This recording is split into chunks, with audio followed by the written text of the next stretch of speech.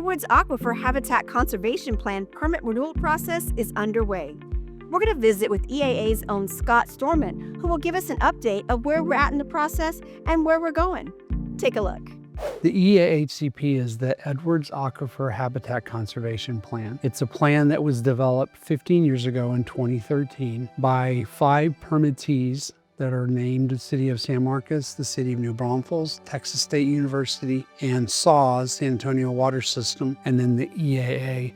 We're the 5 permittees that are part of the incidental take permit, the ITP as it's called, that is granted from the U.S. Fish and Wildlife Service. Well, it starts with the aquifer itself. There's only so much water in the aquifer, and drawing down the aquifer over time could become a dangerous scenario. That's why the Edwards Aquifer Authority was created, to help regulate how much water is pumped out of the aquifer.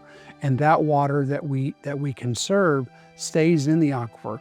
Now in San Antonio, there's lots of water sources that feed the San Antonio water system. 50% of their water comes from the aquifer, so a huge portion of their water so they're trying to create savings in the aquifer, because that is the best water that they can pump from. As the EAA and as the EAHCP, these 2 systems, we're trying to control how much water was withdrawn, because the more water that stays in the aquifer feeds the 2 spring systems in the Comal and San Marcos rivers. And those 2 spring systems are where the species are present. They're either present down in the aquifer, like the Texas blind salamander, or they're present in the actual springs in the river, like the fountain darter, Comal Springs riffle beetle, and Texas wild rice. The permit renewal process that we're currently under is looking to create a permit with an incidental take permit with U.S. Fish and Wildlife Service. That permit will be between 20 to 30 years, depending on what the final outcome of the process that we've been undergoing for over 5 years. We started this process to renew this permit, to put a new permit in place in 2028. That, like I said, that'll be a 20 to 30 year process. We've been working on this for 6 years ahead of time. So we started in 2022,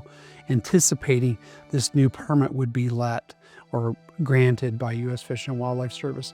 So in that process, we're reframing the entire HCP that's been done over the past 15 years in a way that will address the needs of the next 20 to 30 years. Solid and well thought out decisions for the future of the aquifer and how it's managed currently, but also for the future.